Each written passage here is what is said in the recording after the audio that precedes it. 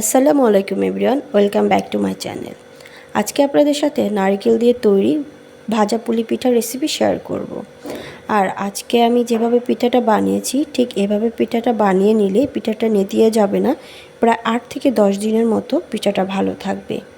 আর যারা আমার চ্যানেলে নতুন তারা সাবস্ক্রাইব করে সাথেই থাকুন। পিঠা বানানোর জন্য আমি প্রথমে একটা ডো তৈরি করে নিব। এর জন্য নিচ্ছি 2 কাপের মতো ময়দা, দিয়ে দিচ্ছি স্বাদ মতো লবণ। এখন শুকনো উপকরণগুলো খুব ভালো করে মিক্সড করে নিচ্ছি। আর এর মধ্যে দিয়ে দিচ্ছি আমি 1/4 কাপ তেল। আমি এখানে তেলের পরিমাণটা একটু বেশি পরিমাণে দিচ্ছি, কারণ তেলটা বেশি করে দিলে পিঠার উপরের অংশটা বেশ মুচমুচে হবে।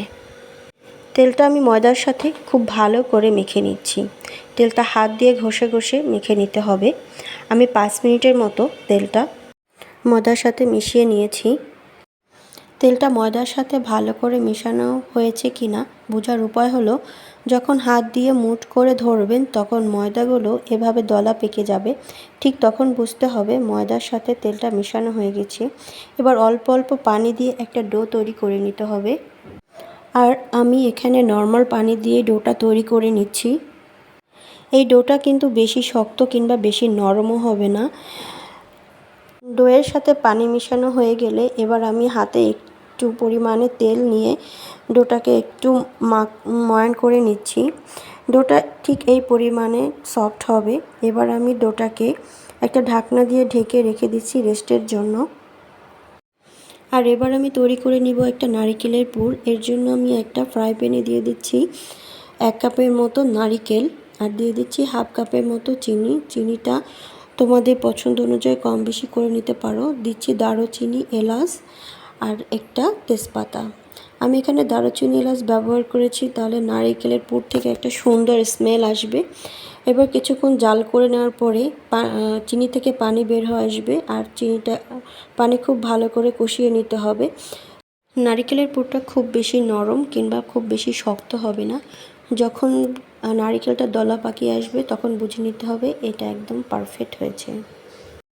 এবার পিঠাটা বানানোর আগে আমি আবার ময়দাটাকে একটু ময়ান করে নিচ্ছি, এতে পিঠাটা অনেক বেশি ক্রিস্পি হবে।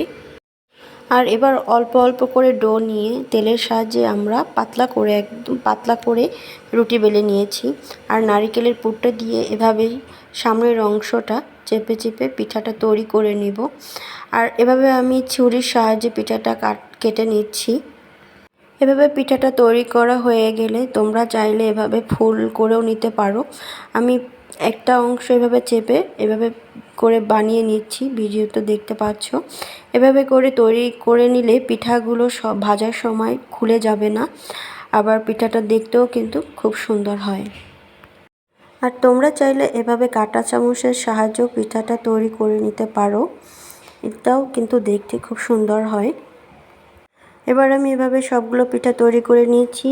আর এবার ডুবা তেলে আমি পিঠাগুলো ভেজে নিব। পিঠাটা এক পাশ হয়ে গেলে আমি পিঠাটাকে একটু উল্টে পাল্টে ভেজে নিচ্ছি। আমি এই পর্যায়ে চুলার জালটা একদম মিডিয়াম আঁচে রেখেছি।